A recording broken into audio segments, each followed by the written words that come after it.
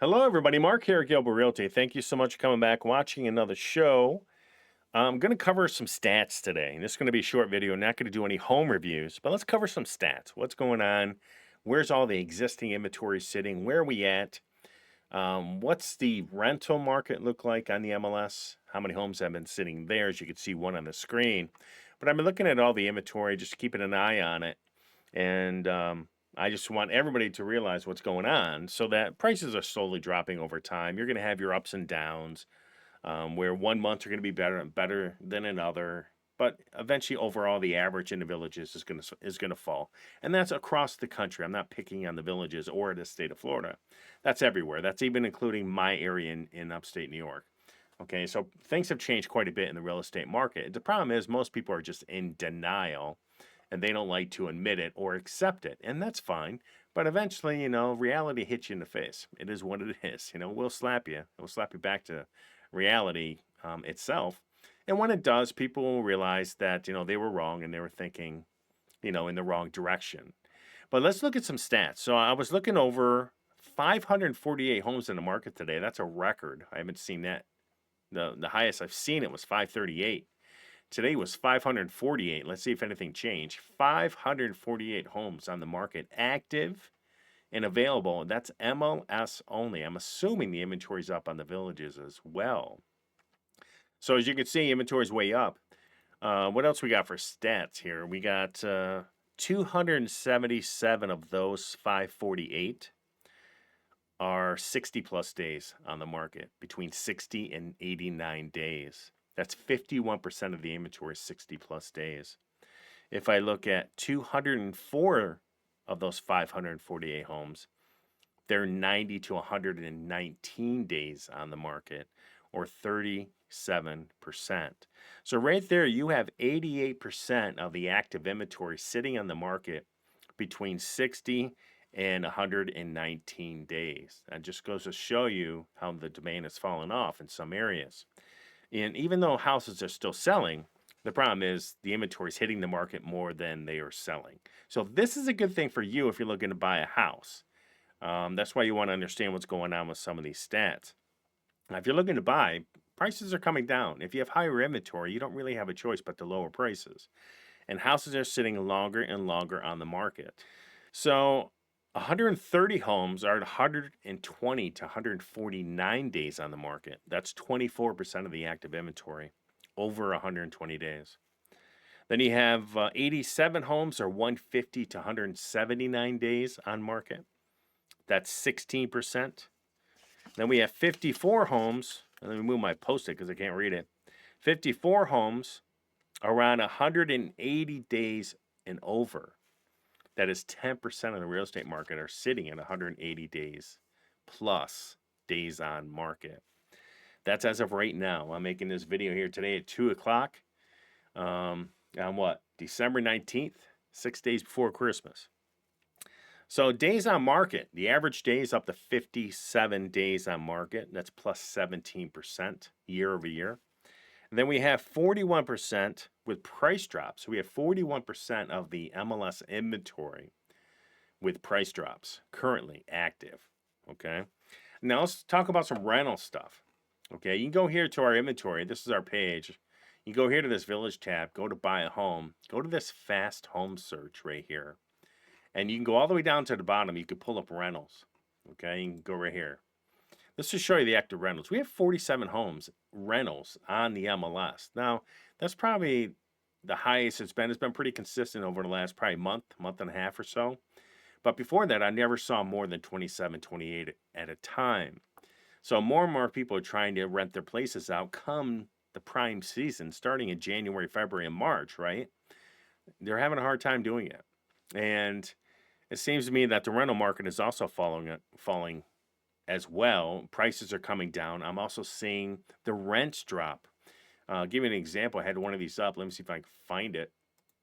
Nothing, not to pick on this house, okay, but 4134 Xanthus Court, which is interesting because this house was just for sale recently. I thought I did a video on it a few months back, but they went from what, 1900 down to 1695 per month in rent That's a drop of what, 11%, 12% right there. They started listing this in October, and now it's December, and it's pretty soon they're going to go into holiday season. The chances of them renting it from now through the end of the year are pretty much impossible for most people. But so there you go. I mean, there's 200 something dollars a month off rent. And again, it's not furnished, so maybe that's half the battle. But again, rents are dropping, and inventory for rentals are going up. And so you have to be very careful. So one thing I want to cover is, okay, is buying a new home in the villages a good investment? I heard that the other day from a video. And I want everybody to understand what an investment truly is. An investment is something that puts money in your pocket. Now, I'm not talking about, I buy my house in 1970 and I sell it in 2024 and I made 200 grand. That is not profit. That is pretty much a devaluation or inflation, the devaluation of the dollar. So when the dollar drops, assets, food, gas, other things go up in value unless there's a ton of inventory. Okay, so it's pretty much economics. When inflation is 3% a year, your house should go up anywhere between 1 to 3, 4, 5% per year, depending on your market and the demand and the inventory in that area.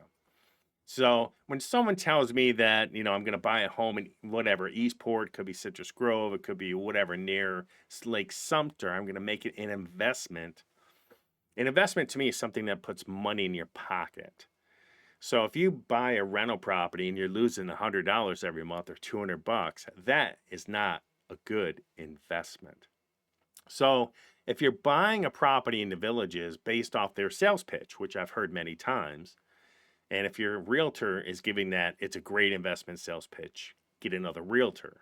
You just may want to be very, very careful and take what they say with a grain of salt, and then call me, and then I'll give you the truth of the matter. But when you buy in the villages, if you're going to buy now, if you bought in 2022 and you're trying to sell today, those people are losing money.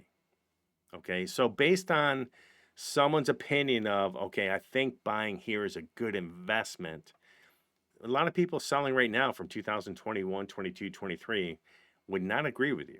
They would probably say, I'm going to lose money, come out of pocket money after I pay all my expenses. And my realtor, I sunk a lot of money in it. I'm actually selling this house for what I bought for it, but I'm giving away a $20,000 golf cart plus 5 to 10 grand of furniture and decor. So those are things you really have to take a look at. And that's why when someone says it's a great investment, if you're going to buy a home in the villages and live in it, that's not an investment at all. Don't even consider that an investment. It's an expense. It's a liability to you. It's money coming out of your pocket every single month. And there's no income coming in on that property because you're living in it.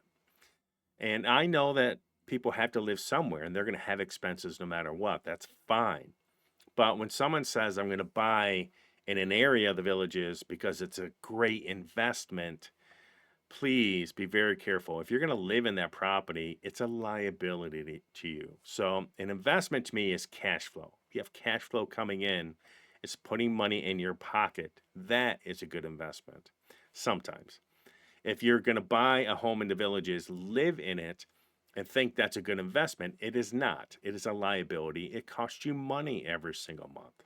If you're going to buy a home in the villages and expect to see property values go from a $350 house to a $600,000 in 3-4 years, you're probably going to be disappointed. Okay? If you bought a house in 2019 and you sold your house in the end of 2020, you probably made some money. Okay? But that was a very, very once in a lifetime occurrence of COVID. And it was all COVID. It wasn't because real estate values were worth it. It was just because other people were getting out of states that were locked down. They wanted to be in a state where they could go to the grocery store or step outside without someone calling the cops on them. So that's what I'm talking about. Be very careful when someone says it's a good investment. An investment, keep in mind, puts money in your pocket. If you're going to buy a house in the villages, live in it, it is not an investment. Period. Not at all. Anyways, Mark here, Gilbo Realty. Everybody have a rockin' day, and we will talk to you soon.